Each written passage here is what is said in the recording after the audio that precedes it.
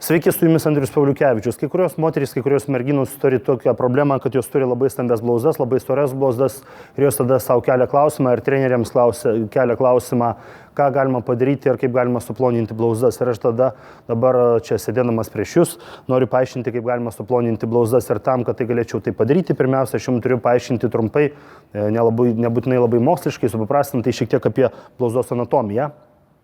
Blauzda pačia didžiąją dalimi, šiaip su ją sudaro daug raumenų, bet didžiąją blauzdos apimtį sudaro du raumenys, tai yra dvilypis blauzdos raumo. Čia esantis operatorius, matote, operatoriau turiu sakyti, jeigu taisyklingai lietuviškai, ir po dvilypių esantis plekšninis raumo. Arba šitie raumenys tada pereina į achilo sausgyslę, kuri kabinasi prie kulno. Reikalas yra tas, kad yra genetiškai apspręsta ir dėl to yra kalti arba jūsų tėvai, arba dievulis, arba Darvino teorija, nesvarbu, ko tikite. Apspręsta yra taip, kad visi mes galime turėti skirtingo ilgio sausgyslę. Jeigu, sakykime, achilo sausgyslė yra trumpa, tada pas raumo yra ilgas.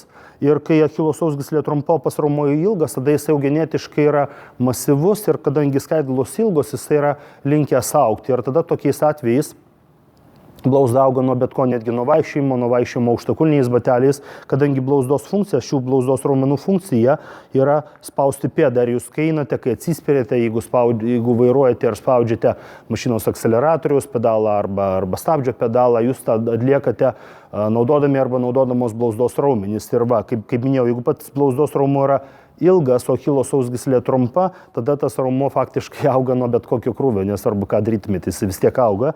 Tais variantais, tai yra tais atvejais, jeigu pati achilo sausgyslė yra ilga, o blauzdos raumo yra trumpesnis, tada blauzdos raumo neturi tokio didelio potencialo augti. Ir iš esmės šitas dalykas yra genetiškai apspręstas ir čia nieko negalima padaryti. Jūs negalite, jeigu jūsų sausgyslė yra trumpa, blauzdos raumo ilgas, išpjauti tą sausgyslę, išimti ir instaliuoti ilgesnį arba instaliuoti trumpesnį blauzdos raumenį. Tai yra, nieko negalite padaryti.